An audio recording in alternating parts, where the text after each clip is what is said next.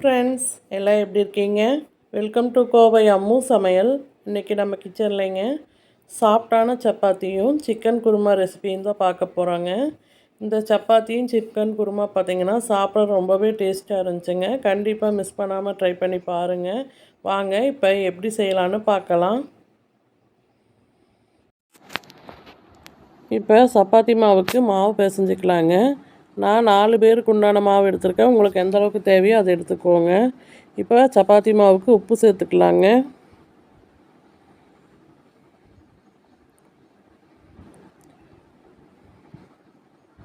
இப்போ உப்பு சேர்த்தாச்சுங்க. கொஞ்சமாக ஆயில் சேர்த்துக்கலாங்க. இப்போ ஆயில் சேர்த்தாச்சுங்க. மாவு நல்லா மிக்ஸ் பண்ணிக்கலாங்க. சுடுதண்ணி வந்து வெதுவெதுப்பான சுடுதண்ணி எடுத்துருக்கேங்க. இப்போ சுடுதண்ணி ஊற்றி மாவு நல்லா பிசைஞ்சு எடுத்துக்கலாங்க.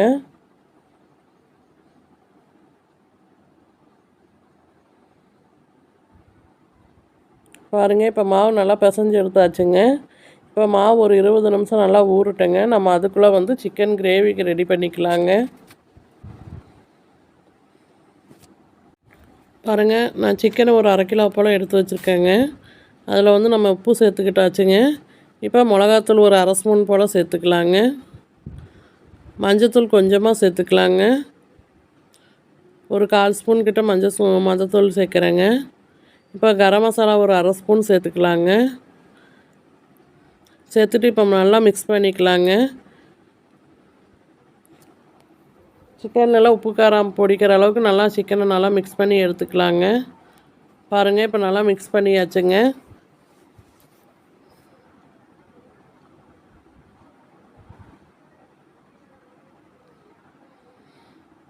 இப்போ நம்ம குருமாவுக்கு தாளிச்சிக்கலாங்க. அதுக்கு வந்தீங்கன்னா இப்போ நான் 2 மீடியம் சைஸ் பெரிய வெங்காயம் பொடி பொடியாக கட் பண்ணி வச்சுருக்கேங்க. தக்காளி 2 பழம் வந்து கட் பண்ணி எடுத்து வச்சுருக்கேங்க. இப்போ பேன் அடுப்பில் இருக்குங்க. இப்போ கொஞ்சமாக ஆயில் சேர்த்துக்கலாங்க.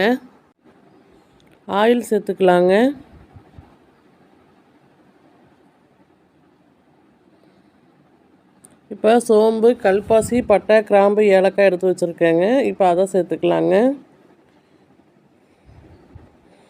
பாருங்கள், எல்லாம் நல்லா பொரிஞ்சிருச்சுங்க. இப்போ பெரிய வெங்காயம் சேர்த்துக்கலாங்க.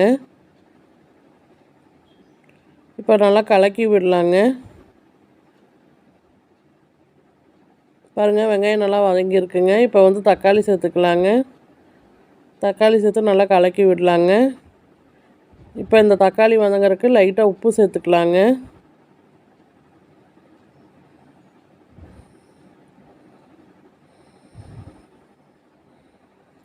இப்போ தக்காளி நல்லா மசிஞ்சு வர அளவுக்கு நல்லா வதக்கிக்கலாங்க. பாருங்கள், தக்காளி நல்லா மசிஞ்சிருச்சுங்க. இப்போ வந்து இஞ்சி பூண்டு பேஸ்ட்டு சேர்த்துக்கலாங்க. சேர்த்துட்டு நல்லா கலக்கி விடலாங்க. இஞ்சி பூண்டோட பச்சை வாசம் போகிற வரைக்கும் நல்லா வதக்கலாங்க. இப்போ இஞ்சி பூண்டோட பச்சை வாசம் போகிற வரைக்கும் நல்லா வதக்கிட்டோங்க. இப்போ வந்து நம்ம மசாலாவில் ஊற வச்சுருக்கிற சிக்கனை சேர்த்துக்கலாங்க. சேர்த்துட்டு நல்லா வதக்கி விடலாங்க. பாருங்கள், சிக்கன் நல்லா வதக்கி விட்டாச்சுங்க. இப்போ கொஞ்சமாக மிளகாத்தூள் சேர்த்துக்கலாங்க. காரத்துக்கு உங்கள் காரத்துக்கு தகுந்த போல் நீங்கள் சேர்த்துக்கோங்க. சேர்த்துட்டு நல்லா மிக்ஸ் பண்ணி விடலாங்க. பாருங்கள், நல்லா கலந்து விட்டாச்சுங்க. இப்போ சிக்கனுக்கு தேவையான அளவு தண்ணி சேர்த்துக்கலாங்க. இப்போ தண்ணி சேர்த்தாச்சுங்க. நம்ம சிக்கன் குருமாவுக்கு நம்ம இப்போ தேங்காய் வந்து அரைச்சிட்டு வந்துக்கலாங்க. பாருங்கள், அதுக்கு நான் ஒரு 1/2 மூடி போல் தேங்காய் எடுத்து வச்சுருக்கேங்க. இதில் கொஞ்சமாக முந்திரி பருப்பு சேர்த்துக்கலாங்க. இப்போ ஒரு துண்டு பட்டை சேர்த்துக்கலாங்க. இப்போ சோம்பு கொஞ்சமாக சேர்த்துக்கலாங்க. சேர்த்துட்டு இதை நல்லா நைஸாக பேஸ்ட் மாதிரி அரைச்சிட்டு வந்துக்கலாங்க. நல்லா சந்தனம் மாதிரி அரைச்சிக்கோங்க. பாருங்கள், இப்போ தேங்காய் பேஸ்ட்டு நல்லா நைஸாக அரைச்சிட்டு வந்தாச்சுங்க. இப்போ சிக்கன் குருமாவில் சேர்த்துக்கலாங்க.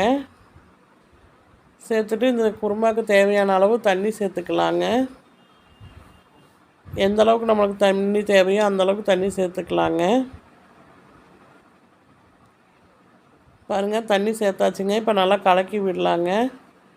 நம்ம இப்போ இதில் வந்து ஒரு 3 ஸ்பூன் போல் சிக்கன் மசாலா சேர்த்துக்கலாங்க. உங்கள்கிட்ட எந்த சிக்கன் மசாலா இருக்கோ அதை சேர்த்துக்கோங்க. சேர்த்துட்டு நல்லா மிக்ஸ் பண்ணி விடலாங்க. இப்போ வந்து உப்பு காரம் எல்லாம் கரெக்டாக இருக்கான்னு நல்லா செக் பண்ணிக்கலாங்க. இப்போ குருமாவில் வந்து கொஞ்சமாக உப்பு மட்டும் சேர்த்துக்கலாங்க. இந்த ஸ்டேஜில் வந்து உப்பு காரம்லாம் நல்லா செக் பண்ணிக்கோங்க. இப்போ குருமா நல்லா கொதிக்கட்டுங்க. நம்ம இப்போ ஒரு பிளேட் போட்டு மூடி வச்சுக்கலாங்க. நம்ம முந்திரி பருப்பு சேர்த்துருக்கறனால கீழே அடி பிடிச்சிருங்க. அதனால் இடையில திறந்து கலக்கி விட்டுக்கோங்க.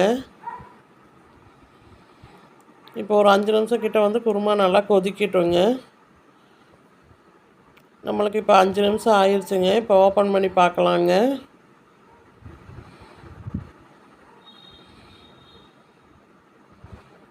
பாருங்கள், நம்மளுக்கு இப்போ சிக்கன் குருமா ரெடி ஆயிடுச்சுங்க. இதில் கொஞ்சமாக வந்து இப்போ மல்லித்தலை சேர்த்துக்கலாங்க. சேர்த்துட்டு நல்லா கலக்கி விடலாங்க. நம்மளுக்கு டேஸ்டான சிக்கன் குருமா ரெடிங்க.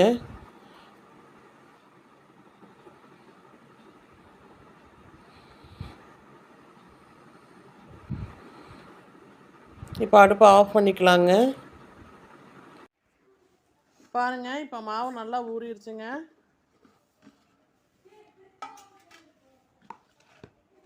இப்போ நம்ம சின்ன சின்ன உருண்டையாக பிடிச்சி எடுத்துக்கலாங்க. பாருங்கள், எல்லா மாவும் உருண்டை பிடிச்சாச்சுங்க. இப்போ சப்பாத்திக்கு தேய்ச்சி எடுத்துக்கலாங்க. நம்ம பாருங்கள், சப்பாத்தி மாவு இப்படி வச்சாச்சுங்க. நான் ஆல்ரெடி மாவு தடவிட்டேங்க. தடவிட்டு இந்த மாதிரி ஒவ்வொன்றா தேய்ச்சி எடுத்துக்கலாங்க.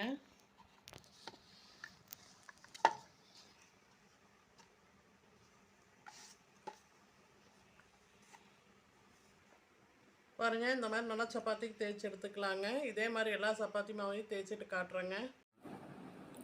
பாருங்கள், சப்பாத்தி மாவெல்லாம் தேய்ச்சாச்சுங்க. இப்போ தோசைக்கல்லில் போட்டு எடுத்துக்கலாங்க. இப்போ தோசைக்கல் சூடாகிடுச்சுங்க. சப்பாத்தி மாவு சேர்த்துக்கலாங்க.